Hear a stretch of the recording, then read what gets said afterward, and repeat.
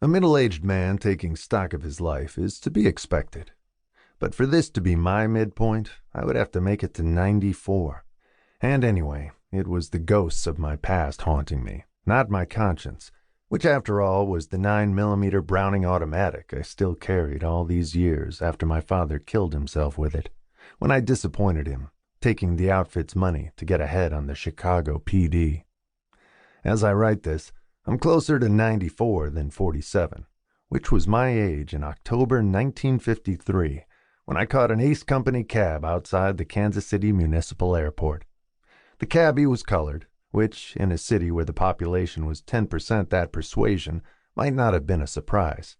Still, Negro hackies didn't generally work white areas, though airport runs could make for a decent fare, and those who didn't like the driver's shade could take the next ride down. And those who didn't give a damn got a smile and a nod and no funny business, like unrequested tours of KC. And I didn't need one of those. I'd done jobs here before. The airport was 5 minutes from a downtown whose Petticoat Lane on 11th Street had smart shops and patrons who could afford to frequent them. Around 12th and Main were the usual stores and palatial movie houses. A few blocks east was a civic center, whose plaza included two of the taller buildings, the courthouse and city hall, with the massive bunker of Municipal Auditorium to the southeast. Everything was still up to date in Kansas City.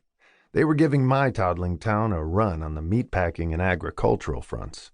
They had an impressive art gallery, fine arts museum, and kitty-pleasing zoo, and the industries included steel, petroleum, and automotive manufacturing. And one once booming local enterprise that had faded since the 30s had made a big comeback recently.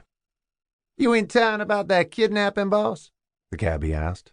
He was grinning at me in the rearview mirror. He looked like Monton Moreland, but with a flattened nose. That and his cauliflower ears made him a former prizefighter. Yes, I'm a detective.